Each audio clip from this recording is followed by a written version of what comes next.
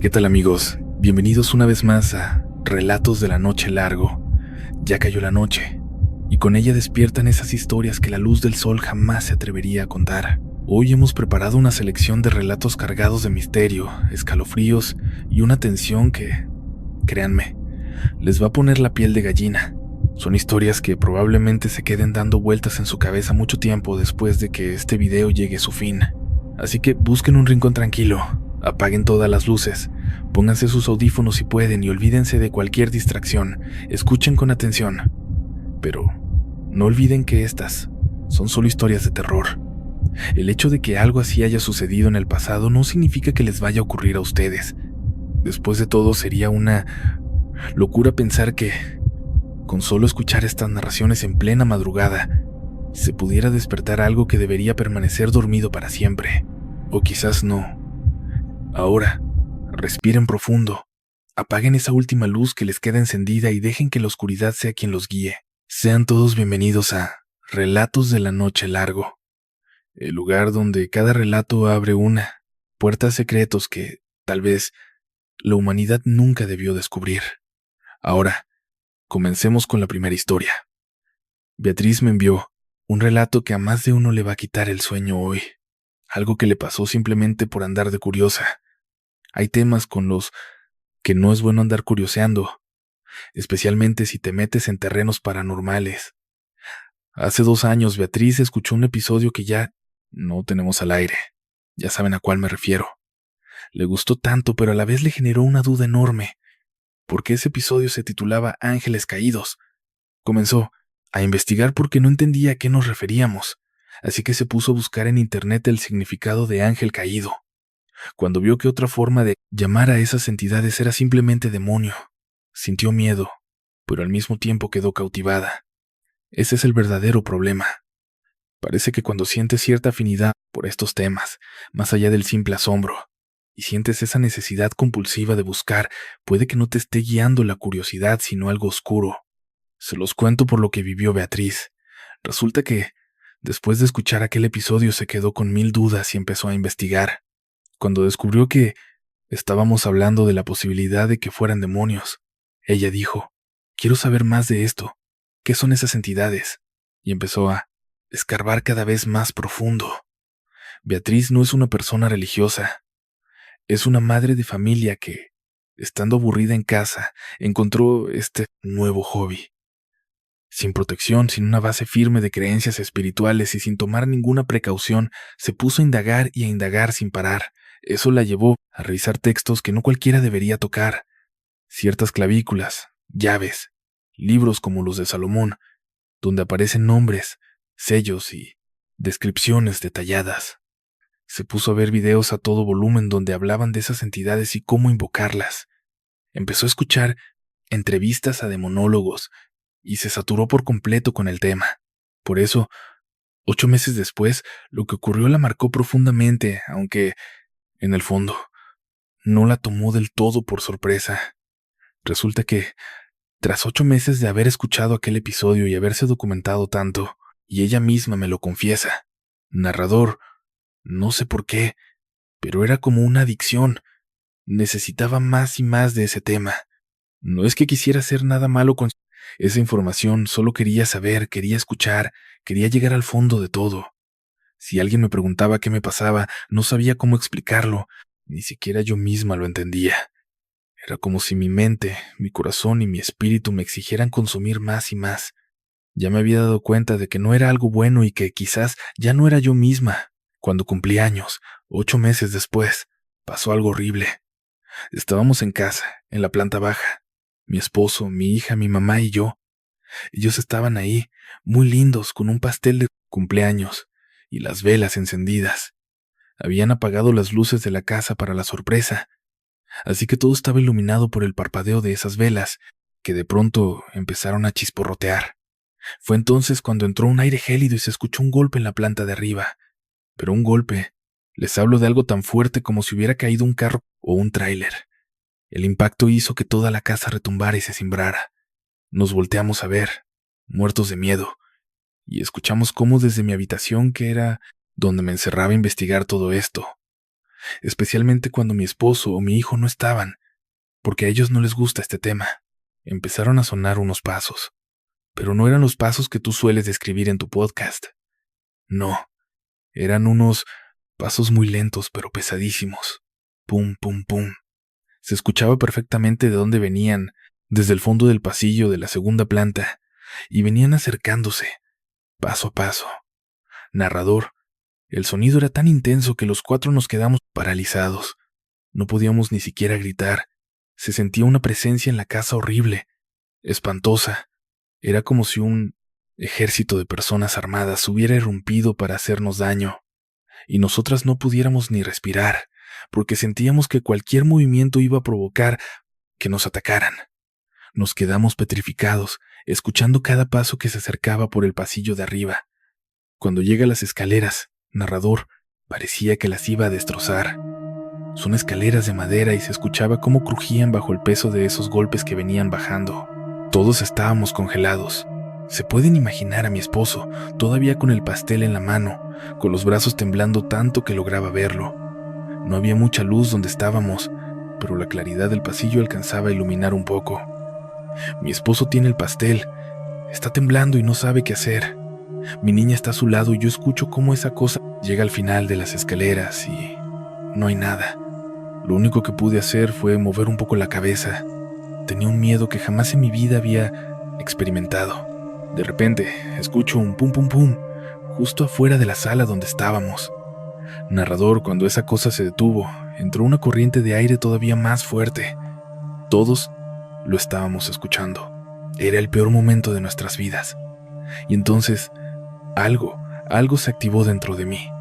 Mi niña empezó a llorar y en ese instante todos mis instintos superaron al miedo que sentía. Corrí casi de un salto, la puse a mis espaldas y solo abrí los brazos, aunque no veía absolutamente nada. Sentí y escuché como, de pronto, se escucharon unos pasos, pa, pa, pa, y se detuvieron justo afuera de la sala donde estábamos. Cuando esa cosa se paró, entró una ráfaga de aire helado, todos lo estábamos escuchando. Era el peor momento de nuestras vidas. Y entonces, algo se encendió dentro de mí.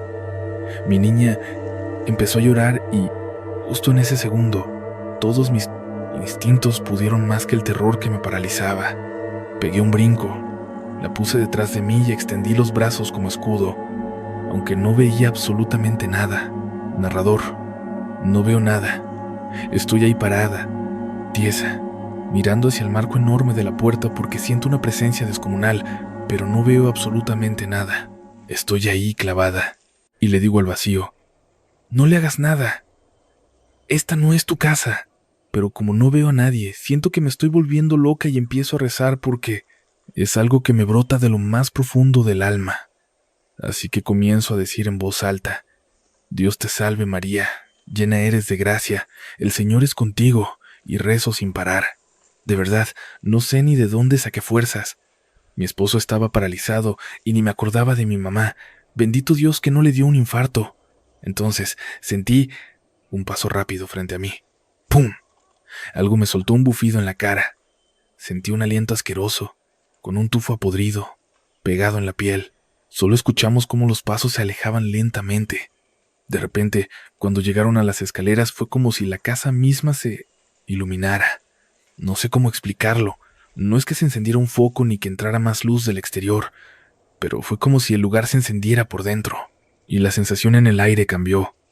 Esa pesadez de una tonelada se esfumó, el aire se volvió ligero como una pluma. Todos respiramos al mismo tiempo y rompimos en llanto. Ahí fue, cuando me acordé de mi mamá.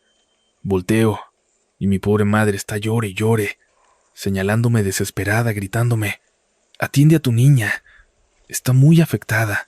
Narrador, no le deseo esto a nadie, pero creo que, por estarme metiendo tanto en temas paranormales, fui yo quien terminó atrayéndolos a mi hogar, y en mi cumpleaños hicieron lo peor. Se presentaron físicamente.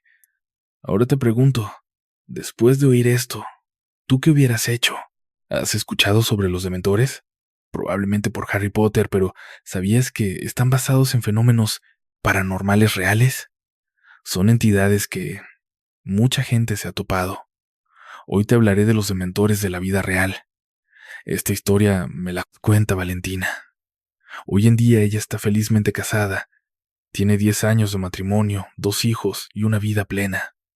Me dice que gracias a Dios cree en lo paranormal, pero ya no le sucede nada. Está consciente de que es alguien susceptible, así que evita acercarse a ciertos lugares, pero todo esto empezó hace más de 10 años, cuando estaba en los preparativos de su boda. Había una situación tensa en la relación que tenía con su esposo, Fernando. Ambos eran muy aventureros. Les gustaba el riesgo, les encantaba desafiar a la suerte. A Fernando le ofrecieron un trabajo en Puebla, y estaba a punto de aceptar, pero era una locura. Un puesto muy inusual.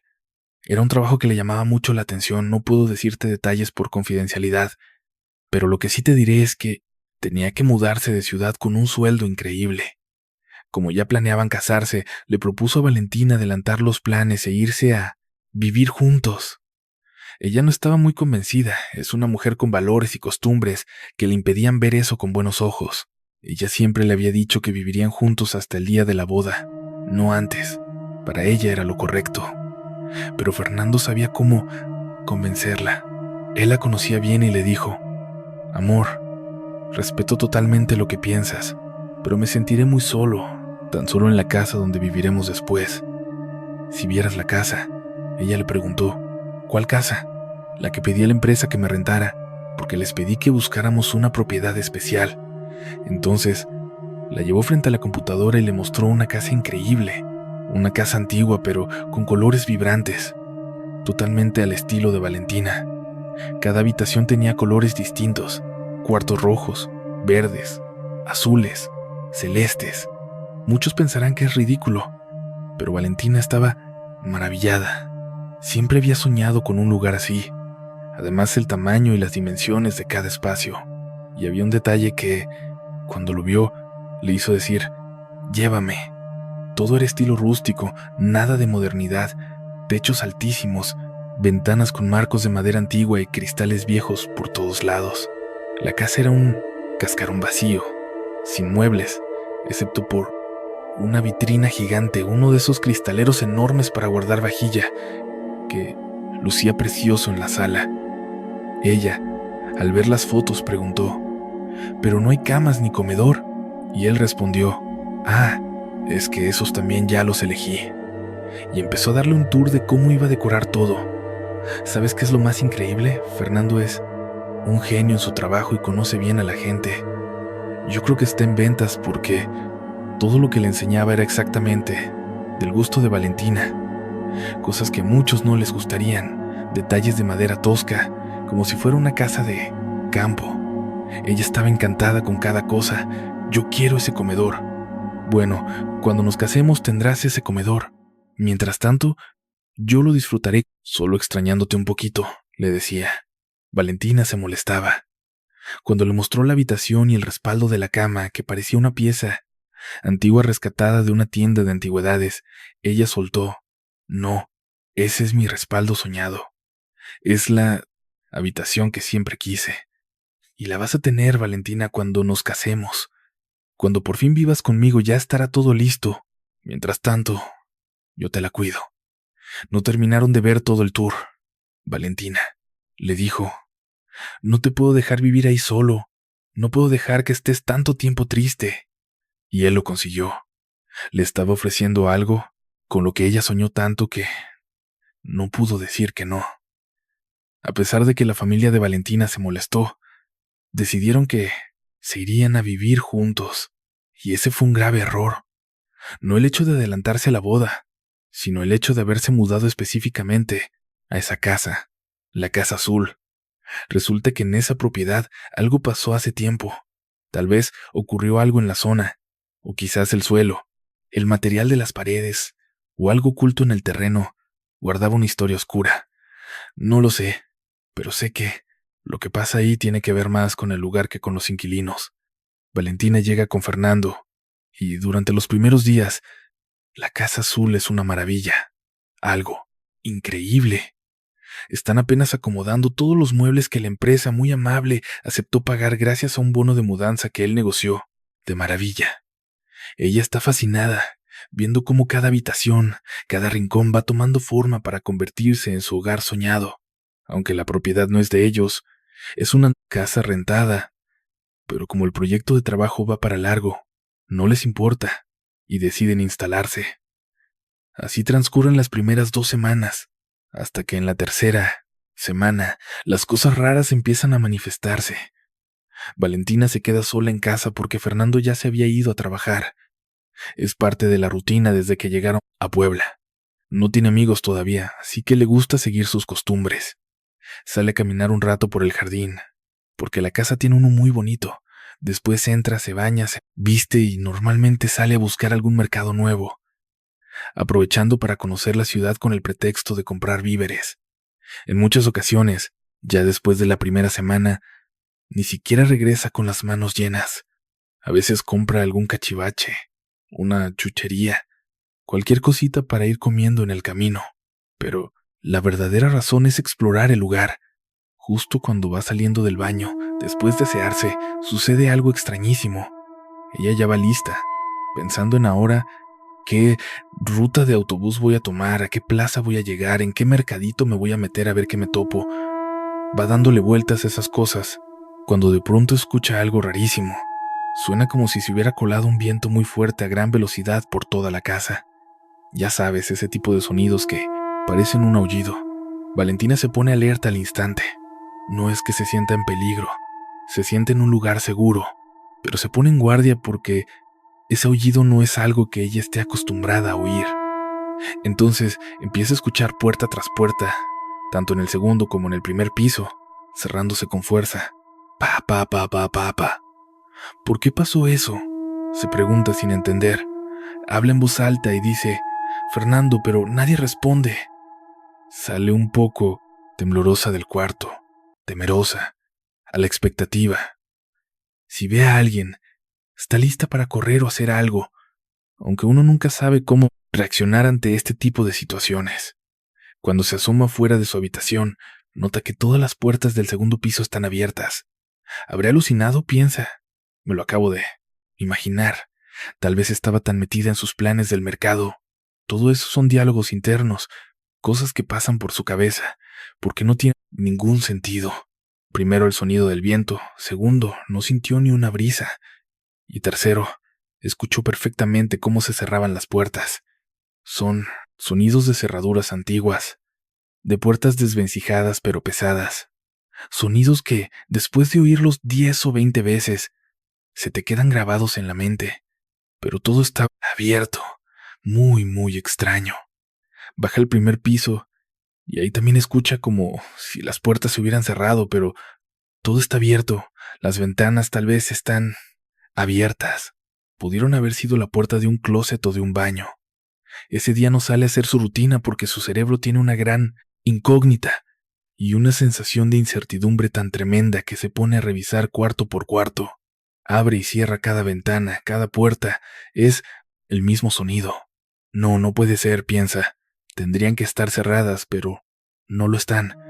Se va al closet y se empieza a obsesionar con la idea, revisando cuarto por cuarto, detalle a detalle, toda la casa. Cuando Fernando llega, se topa con una Valentina muy distinta a la que conoce. Parece que se volvió loca. Tiene el cabello todo enmarañado, revuelto. Se le ve respirando de forma agitada. Y cuando él entra, presencia una de las escenas más divertidas que tendrá en toda su vida. Esta mujer con el pelo alborotado, la ropa mal puesta, toda sudada y acelerada, abriendo y cerrando una puerta una y otra vez. Cuando lo escucha, voltea hacia Fernando y le pregunta: «Sí suena, ¿verdad?». Y él suelta una carcajada. «Te dejo un día sola y casi te vuelves loca». Entonces, ella dice: «¿Por qué dices eso?». Fernando se acerca, la abraza, la lleva frente al espejo y le dice: «Te presento a Valentina, la loca». Cuando ella se ve, también suelta una carcajada y responde: «Sí, parezco loca, ¿verdad?». «Una loca, pero loca en serio», dice él, y los dos mueren de risa. Ella se arregla, se va, otro baño, mientras él pide algo de cenar o prepara la comida. El caso es que, cuando Valentina baja, ni siquiera le cuenta la anécdota, no le dice los detalles. Fernando venía muy enfrascado con temas del trabajo. así que no se prestó para mucho diálogo, pero el ambiente ya estaba relajado. Sin embargo, dentro de la cabeza de Valentina persiste una gran interrogante. ¿Qué demonios pasó? A veces es positivo no insistir, porque es la forma de cerrar la puerta de tu mente para que deje de reproducir de forma obsesiva esa pregunta. ¿Por qué ocurrió? ¿Cómo ocurrió? Porque te adelanto, en muchos casos no vas a encontrar respuesta. Es algo que rompe las leyes, algo que no debería estar pasando, algo que se supone que no existe. Pero aquí en este canal nos gusta hablar de eso. Y Valentina me dice: narrador, creo que cometí error tras error al haberme ido a ese lugar sin antes dejar que Fernando pasara unos días ahí. Después me obsesioné tanto con el tema, dejando que mi mente diera vueltas sobre lo que había pasado ahí. Creo que algo afectó la energía de la casa, porque sí estaba muy obsesionada. Una vez que se fue Fernando, no dejaba de pensar en eso. La otra opción era que me había vuelto loca. Fue una semana terrible. Una semana en la que incluso escuchaba a Fernando dormir profundamente, respirando tranquilo, mientras yo seguía despierta, imaginándome las puertas, buscando qué pudo provocar eso. Me metí a internet a buscar ruidos de puertas. ¿Qué cosas provocan esos ruidos de puertas y aullidos dentro de casa? Y lo peor es que solo me topé con historias de terror relacionadas con fantasmas. Horrible, narrador. Ya después de una semana, mi cerebro de alguna manera dijo: ya, déjalo, y dejé de pensar en eso. Y estoy segura de que esas cosas se dan cuenta, porque fue justo el día en el que dije: ya, pasemos a otra cosa.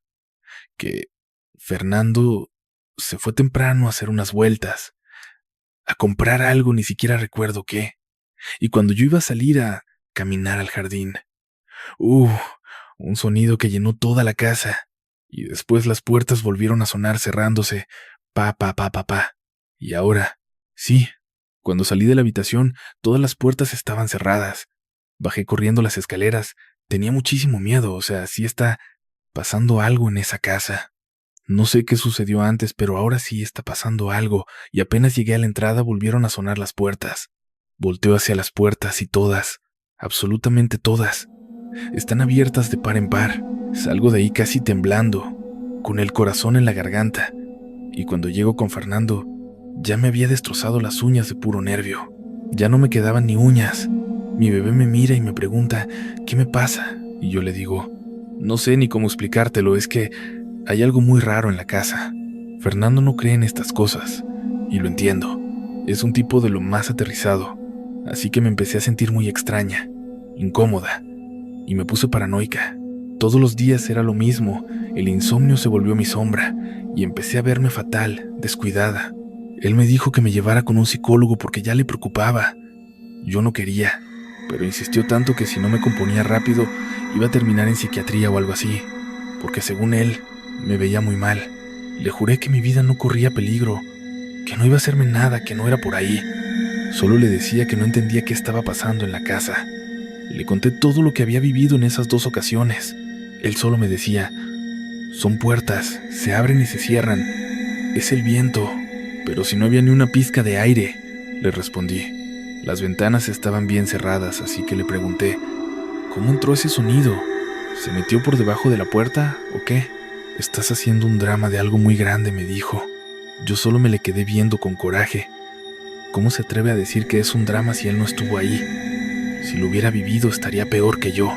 Para no hacer esta historia más larga o más destructiva para nuestra relación, quedamos en que mi papá se vendría a vivir una temporada a la casa, en lo que yo me tranquilizaba un poco. Estaba mejor en cuanto a los nervios. Ya no estaba todo el tiempo haciéndole la vida pesada, pero era algo que yo no podía controlar. Me iba a dormir con esas ideas dando vueltas en la cabeza. Todo el día estaba pensando en eso. No lo atiborraba con el tema, pero creo que él se daba cuenta, tal vez por mi aspecto, porque dejé de tener noción de mí misma. Antes me vestía bonita, me arreglaba para él, quería que me viera guapa cuando llegara, pero ahora mi cabeza estaba ocupada solo por eso. Cuando llegó mi papá, sentí un alivio enorme.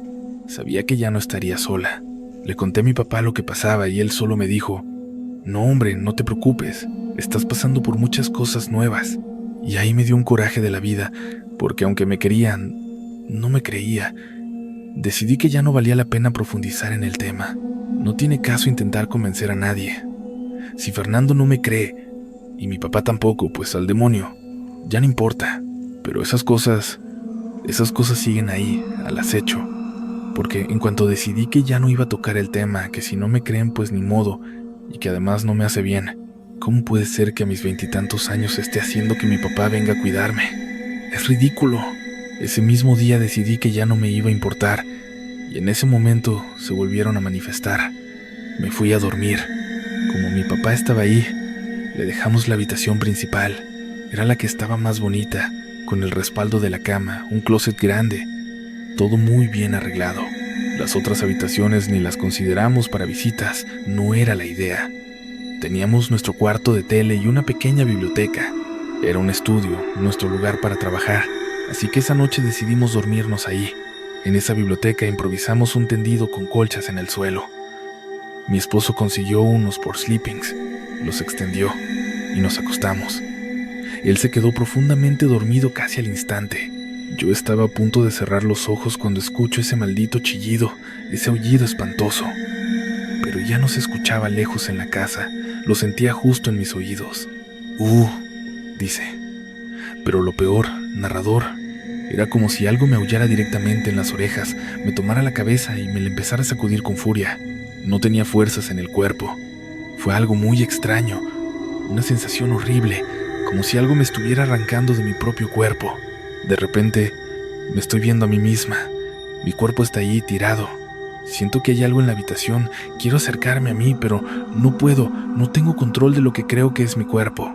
Pero mi cuerpo está ahí enfrente. Y ni intento ver mis manos o mis pies. Nada. Porque se siente horrible sentir que algo te saca de tu propia piel. Solo siento cómo me jalan. Subo hacia el techo, lo traspaso. Y estoy viendo la casa desde arriba. Tengo un miedo terrible de caerme. De pronto, vuelve a sonar ese aullido. Y viene un viento tremendo. Ese viento me pega de lleno. Ahora sí lo siento. Me empieza a mover. Soy como una hoja volando. Me arrastra de un lado a otro. No muy lejos. Sigo viendo la casa. Pero de repente, de la nada, es de día, es de noche, es de día, es de noche. Solo veo sombras y una iluminación tremenda. Todo pasa muy rápido. Sombras, noche cerrada, sombras, luz cegadora. Estoy fascinada, pero al mismo tiempo aterrorizada. Siento que en cualquier momento voy a caer. Solo veo esas cosas, como luces y sombras, y de repente pierdo la noción de todo y aparezco en el piso. Creo que estoy boca abajo, como si me hubieran golpeado. No veo mi cuerpo, pero logro ponerme en pie y veo algo rarísimo. Sé que es mi casa por el árbol gigantesco que tenemos en el jardín. Ese árbol está ahí, pero es mucho más joven. El terreno ni siquiera tiene casa, no está la reja que tanto me gusta. No está la parte de atrás que parece un mini establo, no hay nada de eso. Es un lugar abierto, lleno de adoquines, con cables colgados de poste a poste. Unos postes antiquísimos y un par de focos, bombillas de esas que solo ves en las películas de la época de Tomás Alva Edison. Cosas muy viejas, y un montón de personas. La única vez que he visto a alguien vestirse así es en fotografías de 1800 o 1900. Es muchísima gente en una reunión. Unos bailan, otros platican y yo no entiendo nada. Tengo mucho miedo de que me vean. ¿Qué van a pensar de mi ropa? ¿Quiénes son ellos? ¿Qué me van a hacer? Veo una pareja caminando hacia mí y me traspasan. Pasan a través de mí, como si yo no estuviera. No entiendo qué pasa, siento un miedo paralizante. Entonces, escucho un grito entre el grupo de personas y todos empiezan a correr. Me da un pánico terrible. No entiendo qué está sucediendo. Y otra vez llega el viento. Siento que me levanta. Tengo mucho miedo y lo único que puedo pensar es, quiero regresar a mi cuerpo. Ya no quiero estar aquí, quiero volver a mi cuerpo. Y de repente, en un parpadeo, no sé ni cómo, es como si las leyes de la física dejaran de tener sentido por un segundo y luego volvieran. Pero lo que estaba pasando ahí no era un simple parpadeo, era algo completamente distinto. De la nada, mi casa ya no era mi casa. Recuerdo que estaba entrando desde arriba hacia la habitación, y al llegar ahí, vi mi propio cuerpo. Supe que era yo porque alcancé a distinguir una mano, pero había algo cubriéndolo, algo parado frente a mí, inclinado observándome. De alguna forma, no me preguntes cómo, logré posicionarme a un lado. Te juro que ni yo misma entiendo cómo lo hice. Y te cuento esto, narrador, porque pasaron más de 10 años de aquello, y, hasta el día de hoy, nunca le encontré lógica. No tenía ni idea de lo que había visto hasta que en el episodio 3 sacaste una chica que hablaba de un dementor. En cuanto empezó a describirlo, me quedé helada. Era exactamente lo mismo que yo tenía enfrente. Una figura alargada, envuelta en algo que parecía un manto gris, pero no era tela. Era más bien una especie de combinación de vapor y agua flotando en la nada. Esa cosa se estaba inclinando hacia mí y tuve la intuición de que iba a succionarme el aliento de los labios. Mi instinto de supervivencia gritaba dentro de mí: «Entra por tu boca, no dejes que te robe el alma». Algo pasó entonces. Empecé a repetir en mi cabeza, una y otra vez: «Entra por tu boca, entra por tu boca, entra por tu boca». Y de repente, estaba ahí, moviéndome frenéticamente. Abrí los ojos, de vuelta en mi cuerpo, y esa cosa seguía inclinada sobre mí. No tenía rostro, era algo totalmente liso, y empezó a desvanecerse hasta desaparecer por completo. Sentí un miedo que ni siquiera puedo explicarte. En ese instante estaba segura de que mi mente ya no funcionaba, que me estaba volviendo loca. Me pasé toda la noche llorando, sintiendo aquel terror aquí mismo. Al día siguiente lo primero que pensé fue que, si mi papá o mi esposo se enteraban, lo único que harían sería encerrarme en un hospital psiquiátrico. Me sentía rota, narrador, totalmente destrozada. No pude pegar el ojo en toda la noche. No intenté hablar con mi marido porque sabía que, si abría la boca, todo iba a salir. Prefería guardármelo. No quería que supieran nada, ni él ni mi papá. Solo quería que mi papá se fuera, que me dejaran sola. No me importaba qué pasara. Yo buscaría la forma de salir adelante por mi cuenta. Si Fernando ya no quería estar conmigo, que así fuera, pero no iba a terminar encerrada en un manicomio. Algo tenía que hacer, algo tenía que pasar. Estaba muy triste, abatida, intentando que no se me notara, aunque creo que se notaba a kilómetros. A cada rato mi marido me preguntaba: «¿Estás bien?». Yo solo le movía la cabeza diciendo que sí, pero insistía: «Dime qué te pasa, te ves fatal». Yo le respondía: «Es solo cansancio, es todo». Pero me miraba con preocupación: «Te ves asustada, te ves mal». Yo solo le pedía espacio. Me sentía tan abatida que ya no sabía cómo disimularlo. Estaba segura de que ya se habían dado cuenta de que había perdido la razón. Cuando Fernando se fue y mi papá se acercó, me dijo: «Valentina, ya entendí lo que querías decirme. En esta casa asustan». Al oír eso, sentí que me rompía en 1000 pedazos. Por un momento pensé: «Entonces no estoy loca». Mi papá continuó: «Hay una niña en esta casa y no creo que sea buena, Valentina». Cuando me dijo eso, le pregunté qué había pasado, y él me respondió: «Anoche me fui a dormir y escuché cómo mi puerta empezaba a tamborilear, como si intentaran abrirla y cerrarla rapidísimo, como si hubiera un viento fuerte. Cuando fui y abrí, ahí estaba una niña parada. Se me quedó viendo con cara de enojo y se fue. Me asomé al pasillo y vi cómo se desvanecía a mitad del camino. Entonces me dijo: «Valentina, aquí pasan cosas. Después de que mi papá vio a la niña, también la vi yo, y luego la vio Fernando. No sé qué pasó en esa casa. Pasaron años antes de que me atreviera a contarles lo del sueño. Porque, ¿cómo explicas algo así? No tengo la menor idea de qué fue lo que vi encima de mí». Le rogué a Fernando. Casi me hinco para suplicarle: «Por favor, vámonos de aquí».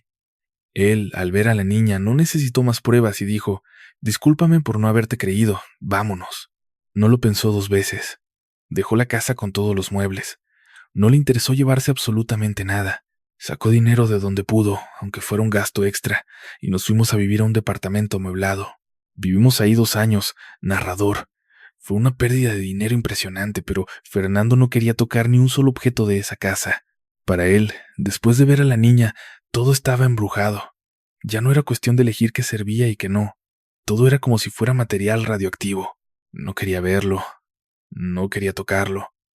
Así que vivimos 2 años bajo el yugo de lo paranormal, con la sensación constante de que, en cualquier descuido, algo extraño aparecería.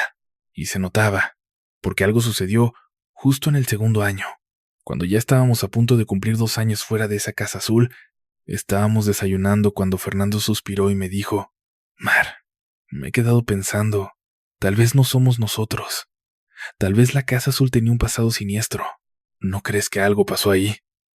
Me quedé pensativa, narrador. ¿Y si no soy yo? ¿Y si simplemente llegamos a un lugar con un pasado oscuro? Ahora te pregunto a ti, si sabes qué es este dementor, qué clase de entidad es, o si ya habías escuchado de él, déjamelo en los comentarios. Ya sabes, es normal ir a un cementerio. Lo que no es normal es que, estando dentro, escuches la carreta de los muertos. Hay algo que me encanta de este canal, de Por Relatos de la Noche, y es la interacción constante con la familia nocturna. Desde que comenzamos con este podcast, ocurrían cosas que me daban risa. No porque no fueran serias, sino porque me sorprendían gratamente. Era increíble recibir comentarios de personas diciendo, oye, eso que contaste, a mí me pasó. Y me ponía a platicar con todos, especialmente al principio, que éramos poquitos. Te cuento esto porque es importante. Hoy que somos muchos más, quiero que dimensiones que ese fenómeno sigue ocurriendo, pero de forma exorbitante. Es algo tremendamente grande y repetitivo. Hubo una historia que me enviaron que, siendo honesto, pensé, es una gran historia de terror, pero no parece real. Y, de repente, veo un comentario de alguien que dice, yo sé dónde pasa eso, porque vivo en esa ciudad, me voló la cabeza. Te voy a contar qué fue lo que pasó. Parece que esto ocurre en Aguascalientes. Tal vez ¿dónde pasó esto? Porque yo vivo en esa ciudad y, la verdad, me voló la cabeza. Parece que esto fue en Aguascalientes. Tal vez Si me estoy equivocando, por favor déjenmelo saber en los comentarios para investigar bien este tema. Resulta que en Aguascalientes hay un poblado, un lugar muy pequeño que tiene un cementerio. Si pasas por ahí en un día cualquiera, todo parece normal, pero si te atreves a entrar a ciertas horas y en días específicos, se escucha una carreta adentro. El sonido se percibe muy cerca, pero en cuanto cruzas la barda hacia afuera, el silencio es absoluto. Esta es la historia de Sebastián y Catalina, que eran novios. Catalina, la chica que me escribió, me cuenta que ellos fueron al lugar durante un aniversario luctuoso de un familiar. Me comenta que, como es un cementerio muy chiquito, no es un sitio con vigilancia estricta. Entonces, se nos hizo tarde, pero no es de esos lugares con horario rígido de entrada. A veces hay velador y a veces no.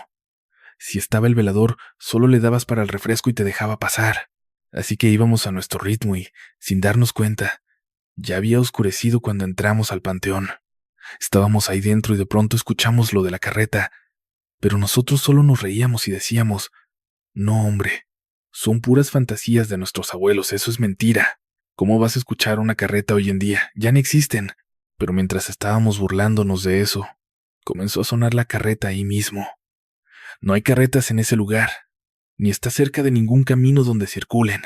Entonces, yo estaba más fascinada que asustada. Le dije a Sebastián, ven, acércate. Pero él estaba aterrado. Me decía, no, ya vámonos, es el chamuco, es el chamuco. Y yo le contesté, ¿el chamuco? Pues si el chamuco me va a traer en una carreta, mejor que traiga un carrazo, ¿no? Sebastián me rogaba que dejáramos de burlarnos y nos fuéramos. Accedí porque me acordé de la leyenda. Dicen que la carreta de los muertos solo suena en su propio terreno. Me fui con Sebastián hacia la entrada, y justo ahí escuché la carreta de nuevo. Pero, narrador, hay algo extraño que quizás no te han contado. El sonido no parece desplazarse de un punto A un punto B. Es un movimiento constante, como si nunca terminara de avanzar lo suficiente como para cruzar frente a ti. Es algo muy raro, te imaginas que viene hacia ti, pero nunca ves nada que avance. Es solo el sonido. Entonces, salí del lugar y, en cuanto puse mi segundo pie afuera, el sonido desapareció por completo. Metí los dos pies adentro del cementerio y lo volví a escuchar. Volví a salir y, otra vez, silencio total. Me quedé helada. La leyenda de Aguascalientes es real. No sé si lo que contaste hace 2 o 3 episodios sobre ver el viento sea verdad o no. Eso no me pasó a mí, pero lo de la carreta de los muertos en ese cementerio, te lo aseguro, existe. Y ahora te pregunto, ¿tú ya habías escuchado sobre la carreta de los muertos? El doctor Octavio no creía en lo paranormal hasta que lo paranormal se le presentó justo en la puerta de su casa. Esta es su historia.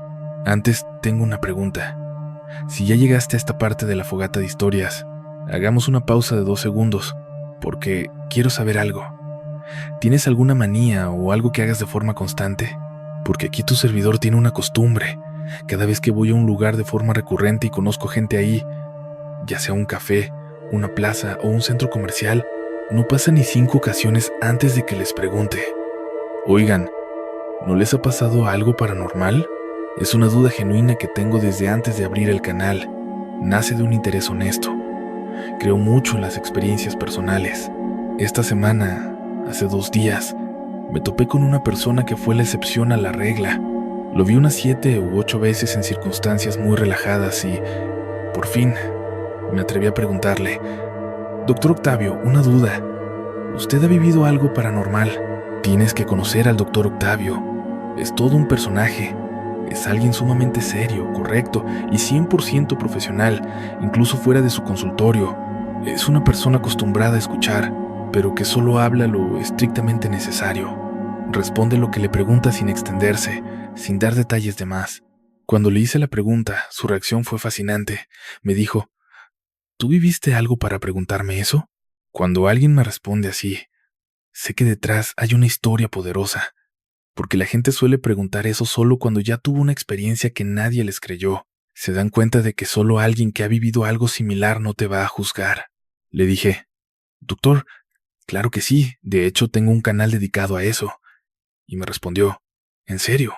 No le conté detalles del canal, simplemente le pedí que me contara su historia. Y ahí te va lo que reveló. Resulta que el doctor Octavio tiene una secuencia de sucesos que le ocurrieron hace muchas décadas, desde que era adolescente. Él tenía una tía, la tía Rosario, que perdió un sobrino llamado Diego. Después pasaron los años y, aunque toda la familia tenía contacto con ella, era algo distante, porque la tía seguía hablando con Diego todo el tiempo. Hablaba de él como si estuviera presente. Decía: si supieras las cosas que me dijo Diego, en aquel tiempo, la familia no sabía cómo abordar esto. Nadie sabía cómo decirle: tía, por favor, deja descansar a tu hijo en paz. No sabían cómo llevarla con un terapeuta ni cómo ayudarla a afrontar el duelo. Todo lo guardaban en silencio y solo la escuchaban con un gesto condescendiente. Si alguna vez te ha pasado algo paranormal, tienes que conocer al doctor Octavio. Es un tipazo, aunque, eso sí, es un hombre sumamente serio y correcto. Alguien que mantiene un trato, 100% profesional, incluso fuera de su consultorio. Es de esas personas que están acostumbradas a escuchar, pero que hablan estrictamente lo necesario. Te responde a lo que le preguntas, pero siempre con mesura, sin darte información de más, sin extenderse mucho en la plática. Y, cuando le pregunté sobre lo paranormal, su reacción fue muy interesante. Me dijo: ¿tú viste algo? Fíjate, cuando me han dicho eso varias personas, es porque detrás hay una historia fuerte. Y es que, normalmente, cuando lanzas esa pregunta es porque ya te pasó que contaste tu experiencia, la gente no te creyó y te diste cuenta de que solo cuando alguien más ha pasado por lo mismo, no te va a juzgar. Así que le dije: doctor, claro que sí, por supuesto. De hecho, tengo un canal que trata de eso. Y me responde: ¿en serio? Sí. No le di muchos detalles del canal, lo que hice fue volver a preguntarle por su historia. Y ahí te va lo que me contó, porque no era solo una, eran varias. Resulta que el doctor Octavio tiene una secuencia de sucesos que le ocurrieron desde hace muchos años atrás. Y cuando digo mucho, son varias décadas acumuladas. Cuando él era adolescente, hoy ya es un hombre maduro, tenía una tía que, lamentablemente, perdió a un sobrino. Vamos a ponerle de nombre Diego. La tía Rosario y su sobrino Diego vivían solos. La tía Rosario simplemente no pudo con el dolor de perderlo. Y después de que este primo del doctor falleció, pasaron los años. Toda la familia tenía contacto con ella, pero la verdad no era algo muy estrecho, porque la tía Rosario seguía platicando con Diego todo el tiempo. No dejaba de hablar de él. Es que si supieras las cosas que me dijo Diego, y la familia no sabían cómo llevarla con un terapeuta, ni cómo afrontar el duelo. Todo lo guardaban en silencio y solo le seguían la corriente con un tono condescendiente. Sí, ajá, mira tú qué cosas, decían todos, y ya mejor ni le hacían caso, dándola por loca. Pero el doctor Octavio siempre fue un hombre muy observador y empezó a notar algo. Se dio cuenta de que había momentos específicos en los que la tía Rosario realmente estaba teniendo una conversación con Diego. siempre pasaba cuando ella se ponía a fumar. La tía Rosario sacaba su cajetilla, se sentaba, acomodaba una mecedora y un pequeño frasco que siempre estaba ahí, fijo.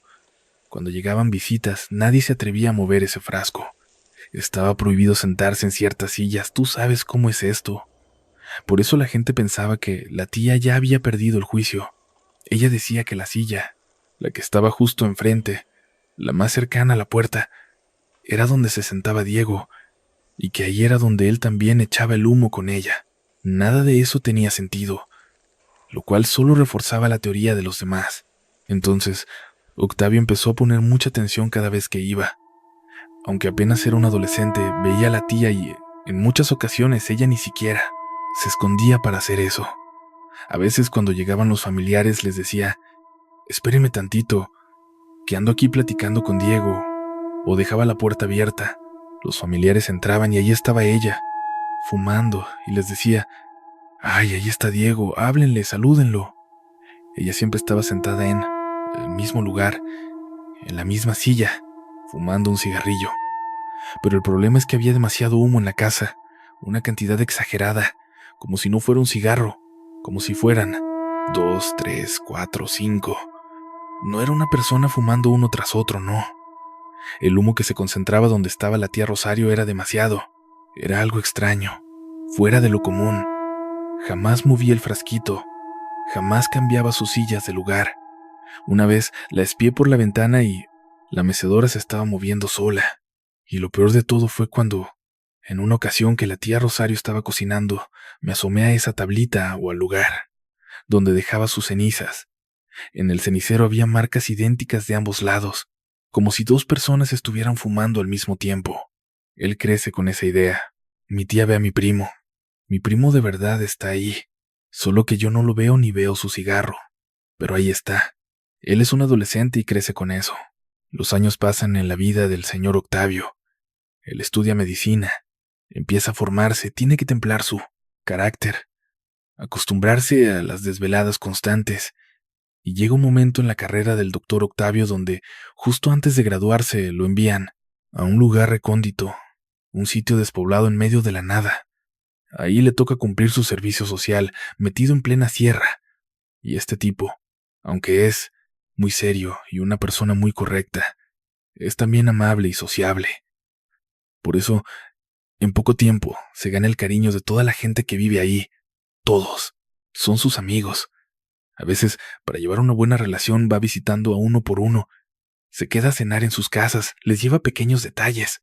O de repente les lleva una plática amena, a veces comida, alguna vianda, cositas así, porque él tampoco es rico. Apenas está terminando su carrera, y la gente lo entiende perfectamente. Es un muchacho que viene a hacer su servicio, pero prácticamente no le pagan. Entonces, en una de esas casas es donde ocurre el segundo evento paranormal de su vida. Algo que, si no lo hubiera enfrentado, lo habría dejado traumado para el resto de sus días. Está en una cena, y en esa cena tienen una plática tremenda. Son muy amigos, porque los hijos de los dueños de la casa tienen más o menos su edad. Ese día llevaron unas cervezas y le invitan al doctor Octavio. Él dice, bueno, va, y se toma un par, nada exagerado. El problema es que le dan unas ganas tremendas de ir al baño. Y ¿sabes qué? Ni siquiera había letrina. Si tenías ganas, tenías que abrir la puerta e irte al monte. Así de simple. Entonces, él sale, por el patio, hacia una zona donde hay árboles. Y como lo único que quiere es hacer sus necesidades, sabe que no necesita alejarse tanto de la casa. Simplemente da la espalda y se acomoda en un lugar que no esté cerca del camino. Está bien. Además, por lo tarde que es y el lugar en el que está, no hay movimiento alguno. Elige una zona cerca de donde la gente tiende su ropa y cosas así en el patio. Está ahí cuando empieza a escuchar un ruido en el patio y algo le llama la atención. El patio está oscuro. No hay prácticamente luz más que la que sale de la casa, pero cuando voltea, justamente ve a escasos 3 o 4 metros a una mujer con un velo negro, vestida de luto, flotando a unos 20 centímetros del suelo, con los brazos abiertos. Probablemente llevaba un velo en la cabeza, pero ahí estaba, flotando. Él se aguanta el grito porque no quiere quedar en ridículo. pero voltea al instante y se da cuenta de que si camina así, va a haber un accidente. Así que rápidamente se acomoda todo, empieza a caminar hacia la casa y ahí algo dentro de él lo hace recapacitar. Es como si alguien muy autoritario le hablara en la mente y le dijera: Octavio, o le haces frente a eso, o eres un cobarde para toda la vida. Entonces, escucha esa voz interna, voltea, y con los ojos cerrados y los puños bien apretados, empieza a caminar directo hacia donde vio esa cosa flotando.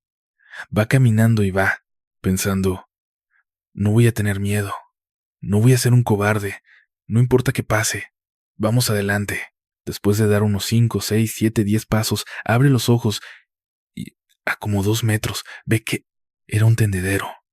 Sí, lo que estaba viendo flotar era la ropa de alguna de las personas de la casa, una ropa negra, como de luto. Tal vez el color estaba teñido por la oscuridad de la noche, pero ahí estaba, y el viento la movía. Sí había algo colgado arriba que se mecía con el aire. Parecía una mujer flotando y... ¿Dónde ve eso el doctor Octavio? Suelta una carcajada y dice: ¿cómo? ¡Qué estupidez!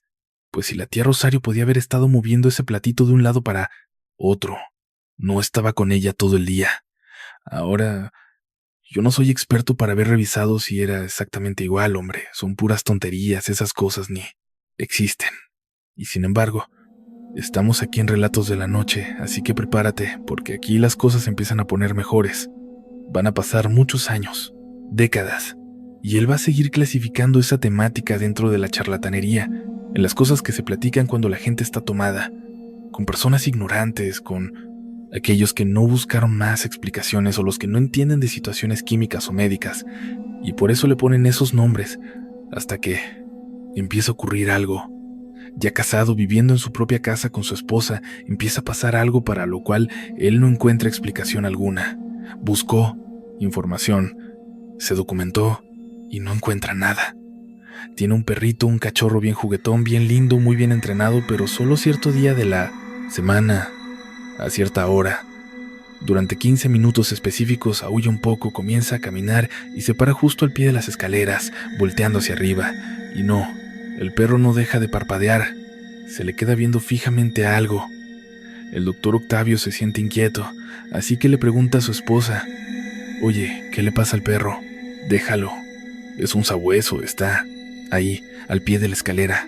Solo déjalo estar». Pero a la semana siguiente él empezó a notar un patrón. Ocurrió el jueves de la semana pasada, más o menos, a esta misma hora.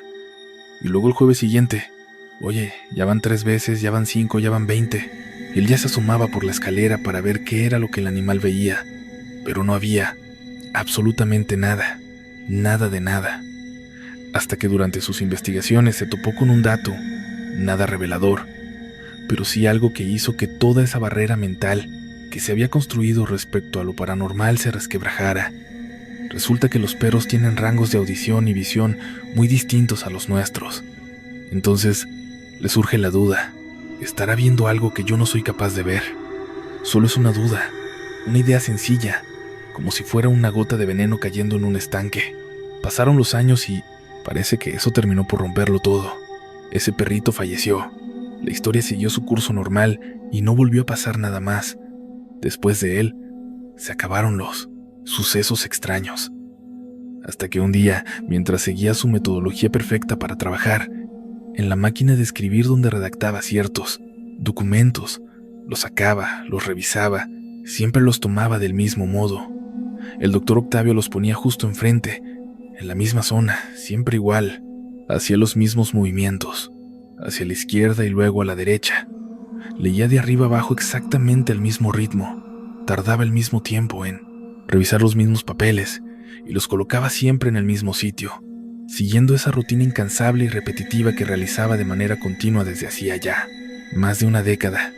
Estaba frente a un papel cuando sintió, claramente, que incluso con sus dedos presionando la hoja, algo tomó el papel desde abajo y se lo arrebató. Él no entendía por qué. No fue como si sus manos se hubieran debilitado y se le hubiera resbalado la hoja. No, algo lo sujetó por debajo y se lo jaló. El doctor Octavio se quedó atónito. Estaba tan acostumbrado a sus rutinas tan convencido de que esas cosas no existen y que nada extraño puede pasar, que no se cuestionó nada y tampoco se atrevió a mirar hacia abajo. La sensación de que le habían arrebatado el papel fue muy real, así que volteó hacia la máquina de escribir, redactó otro documento y dejó pasar las horas el resto del día. Tomó los papeles sin siquiera mirar hacia abajo y los puso justo frente a él. Ya ni siquiera los estaba leyendo, se estaba saltando los pasos que normalmente seguía. Llegando al final del día, esa voz autoritaria en su mente le dijo: «Octavio, no seas cobarde, por favor, solo es un papel». Y Octavio pensó: «Sí, es cierto, ¿por qué? ¿Estoy actuando así? Pero es que, a veces tus sentidos, tu sexto sentido, tu intuición, te dicen que sí, que hay algo ahí». Porque cuando bajó la mirada al piso, en este caso, no había nada, ni siquiera el papel estaba ahí. Y la habitación en la que él se encontraba es un cuarto diseñado, totalmente a su gusto. Una mesa, una silla, nada más. Eso es todo. Así que se puso de pie, caminó hacia un extremo del cuarto y se paró en la esquina mirando, porque, si cambiaba el ángulo de visión, sería evidente que el papel estaba ahí. Contrastaría con el piso, que está lleno de puntitos.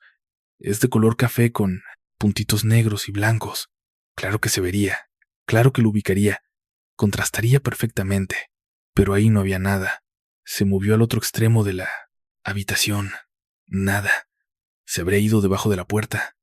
Abrió la puerta y ésta daba a un corredor donde la puerta más cercana estaba a casi 20 metros. Y ahí tampoco había nada. No hay salidas de aire. No hay corrientes.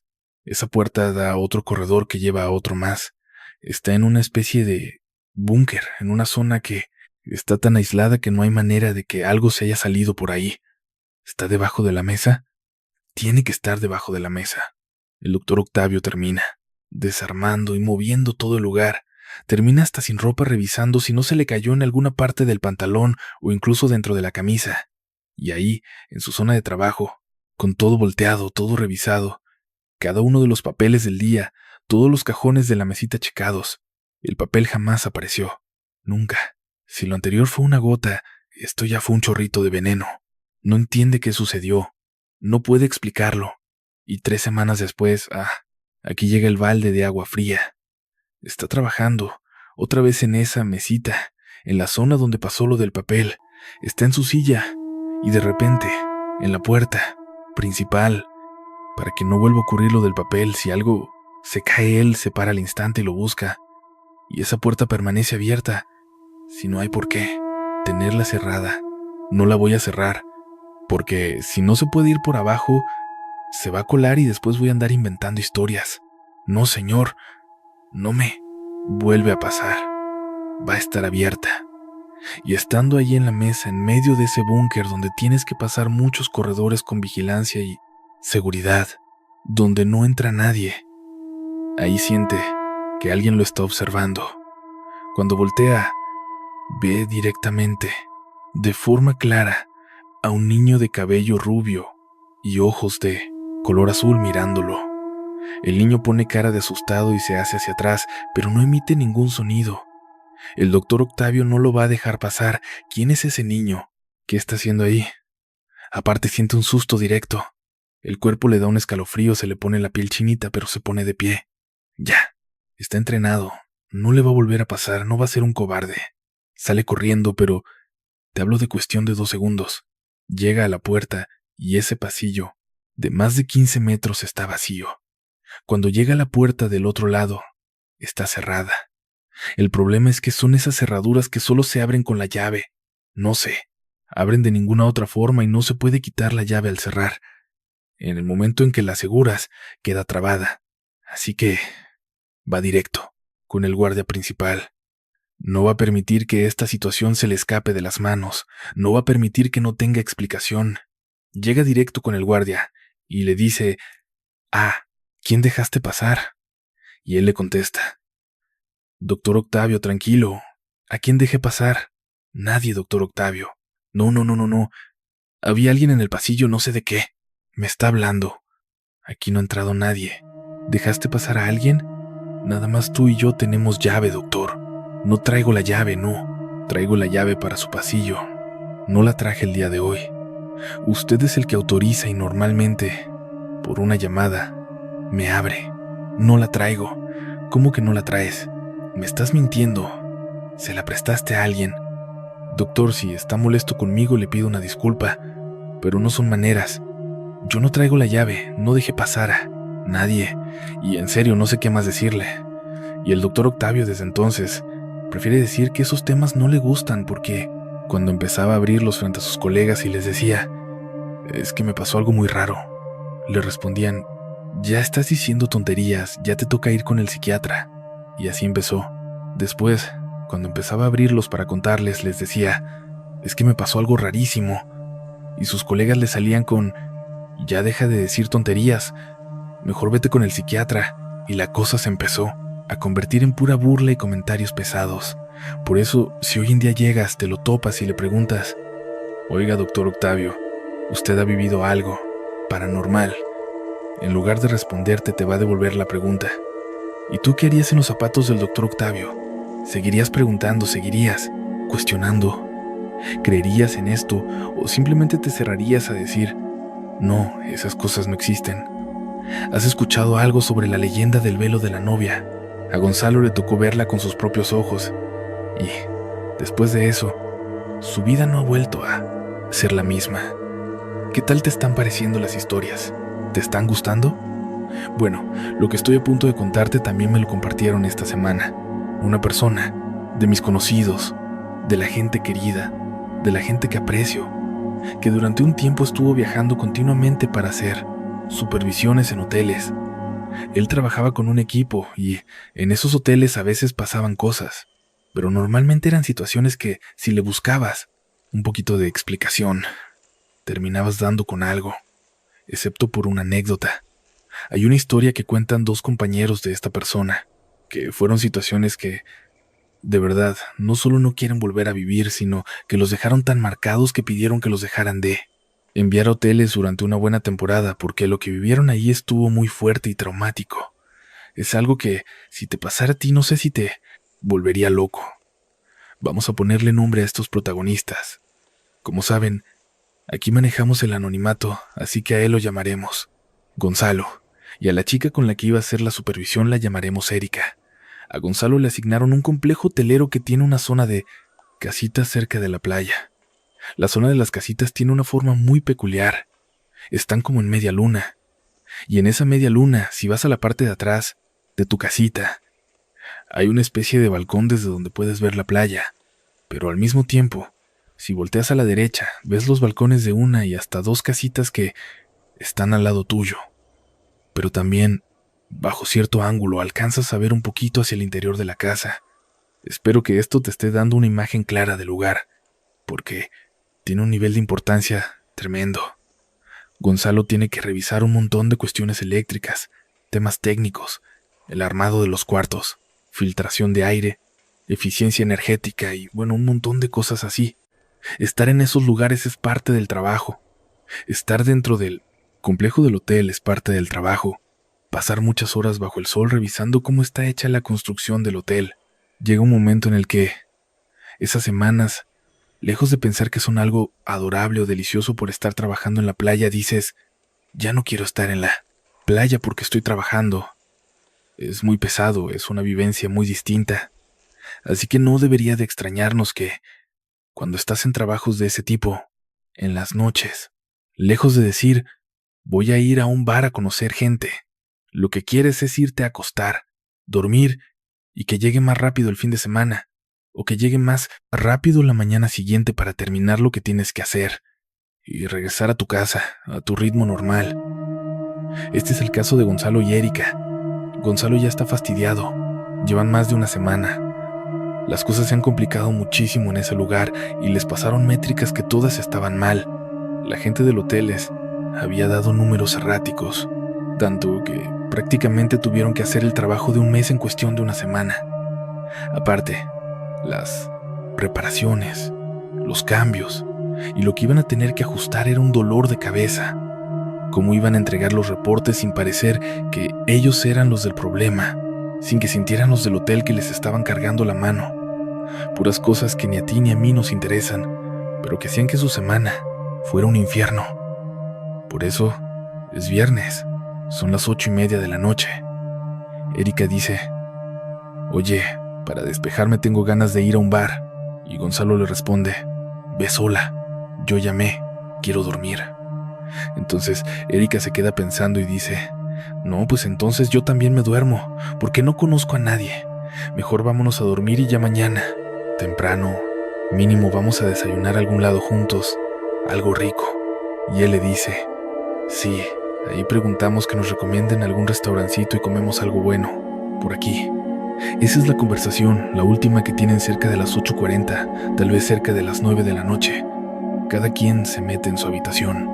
La de Gonzalo es la primera, y es de esas en las que, si te asomas, alcanzas a ver un poquito hacia el interior. La de Erika está a su lado izquierdo. Entonces Gonzalo se acuesta, prende la televisión y está viendo un programa, buscando nada más un poco de ruido blanco. Lo único que quiere es quedarse dormido. De repente pasa algo muy extraño. La televisión, sin que le bajen al volumen, deja de escucharse. Ahí está, encendida, se ven las imágenes pero no hay sonido.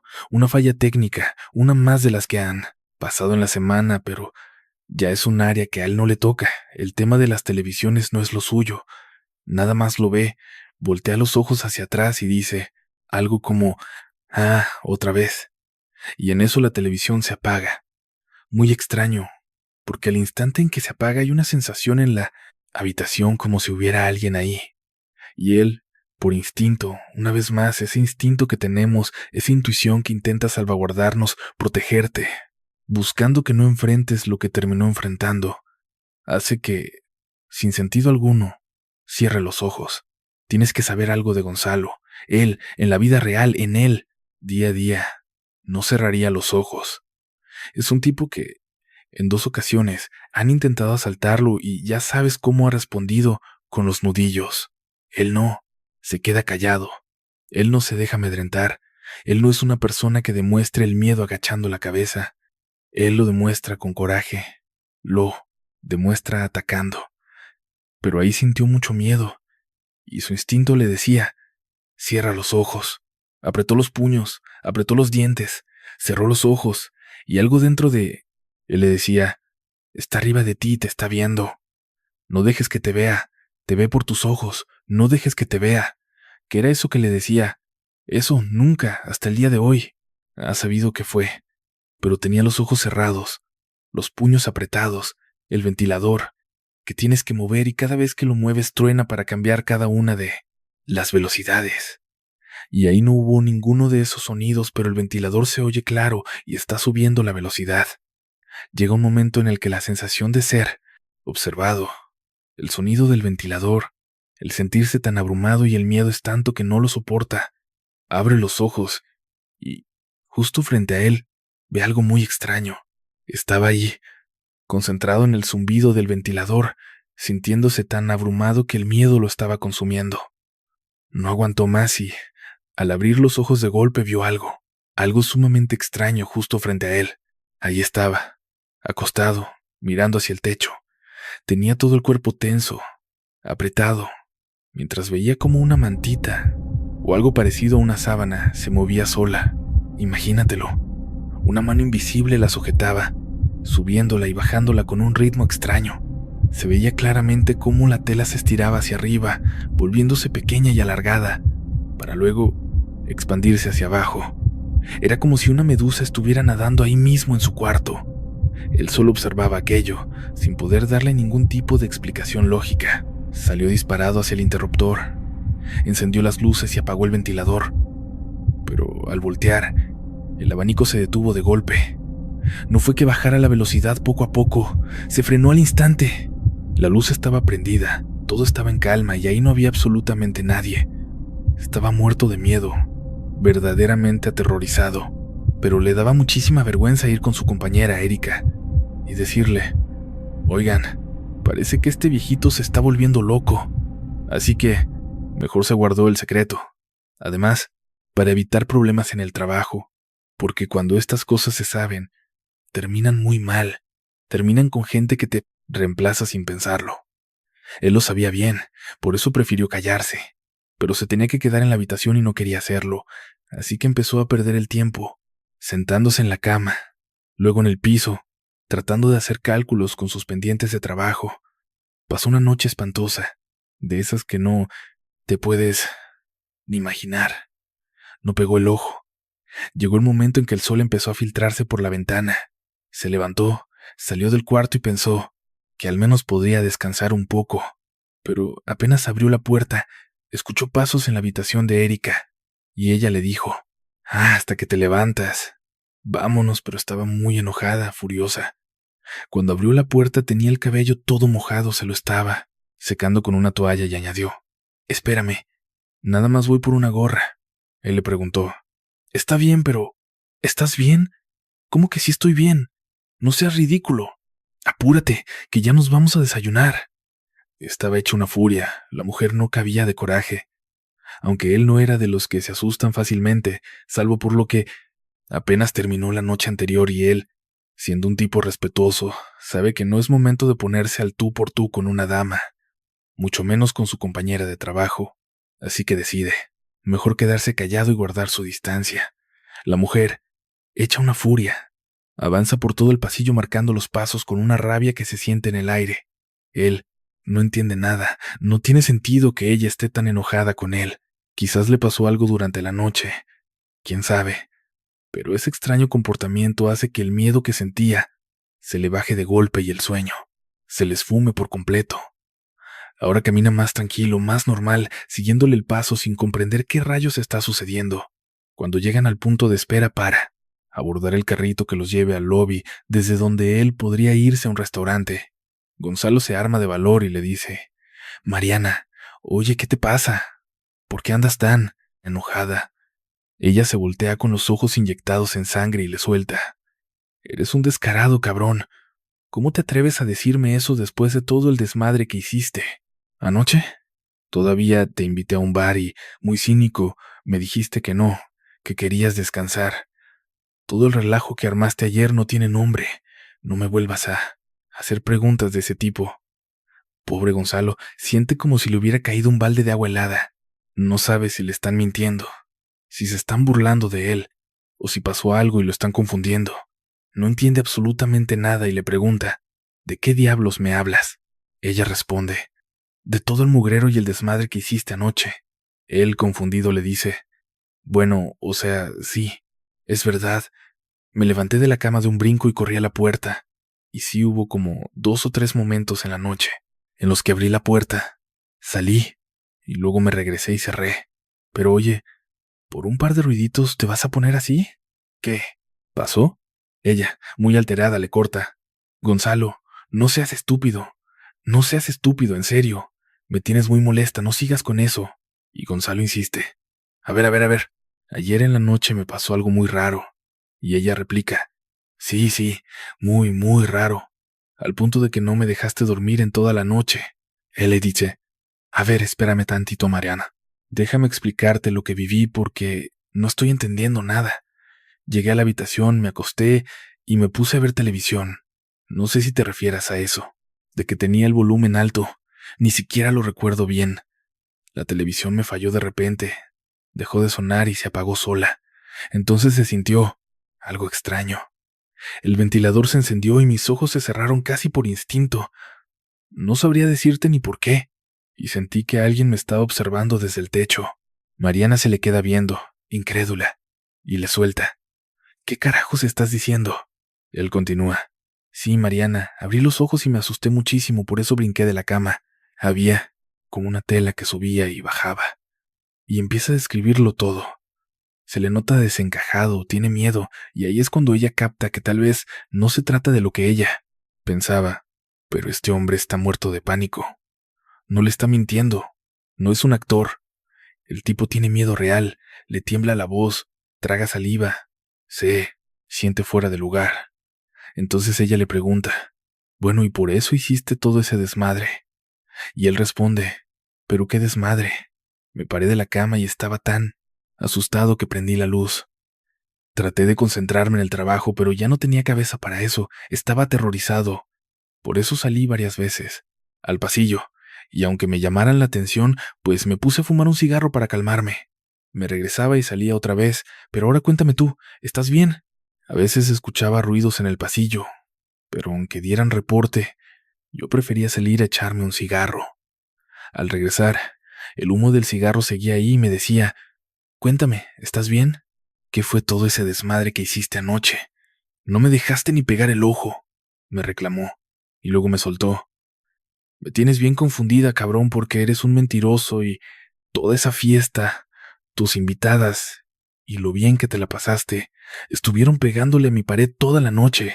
Yo le contesté, ¿de qué diablos hablas, güey? Si nos pusieron en una zona donde no hay más huéspedes. Nada más somos tú y yo, ¿no se te hace lógico? ¿Cómo que me traje a un montón de gente? Estuvieron ahí con música, hablando y armando una fiesta tan indecente. Hasta usaron la pared que da a mi cuarto y estuvieron golpeteando toda la noche. ¿Me estás tomando el pelo? ¿De qué carajos estás hablando?, le dije. Y ella respondió, mira, Gonzalo, me enojé tanto que te espié. Me asomé, pero como tienes la cortina bien cerrada, solo vi todas las sombras de las personas pasando de un lado a otro en tu cuarto. Cuando le dijo eso, al pobre Gonzalo se le puso la piel de gallina. Él le preguntó, dime que me estás mintiendo. Y ella insistió, Mariana, te juro que no metí ni a una sola persona en toda la semana a esa habitación. Ella respondió, yo las vi a las personas, estaban camine y camine de un lado a otro. Tuvieron una fiesta en tu habitación todo el tiempo. Eric se convenció por una sola razón, porque ese tipo se quedó callado el resto del día. Estaba como traumado, dándole vueltas al asunto en su cabeza, y de vez en cuando preguntaba, ¿en serio viste unas sombras en mi habitación? ¿En serio viste algo ahí? Eric, ya no quiero dormirme aquí. Nunca en su vida había visto a alguien tan pero tan asustado. Gonzalo, después de eso, por favor, no nos vuelvan a mandar historias de hoteles por una temporada. Era lo mínimo que podían pedir. ¿Alguna vez les ha pasado algo así? Que alguien sienta algo que realmente no está ocurriendo mientras la otra persona vive un encuentro paranormal. Si es así, escríbanme en los comentarios. Y así, con esta historia, mis queridos amigos que nos acompañan en Relatos de la Noche Largo en esta noche sombría, llegamos al final de nuestro camino por hoy. Espero que los relatos de esta velada les hayan provocado escalofríos, misterio y mucha emoción. Ahora, es momento de apagar la luz, soltar cualquier preocupación, cerrar los ojos y entregarse a un sueño profundo y reparador. Mil gracias por haber sintonizado Relatos de la Noche Largo una vez más. Nos volveremos a topar mañana por la noche cuando la oscuridad vuelva a caer y nuevas historias cargadas de misterio estén aguardando para ser reveladas. Les deseo una noche tranquila y que descansen de maravilla. Pero si en el silencio absoluto de la madrugada escuchan unos golpecitos leves en la puerta, no se angustien. Tal vez solo sea el viento. Hasta la próxima y que tengan muy buenas noches.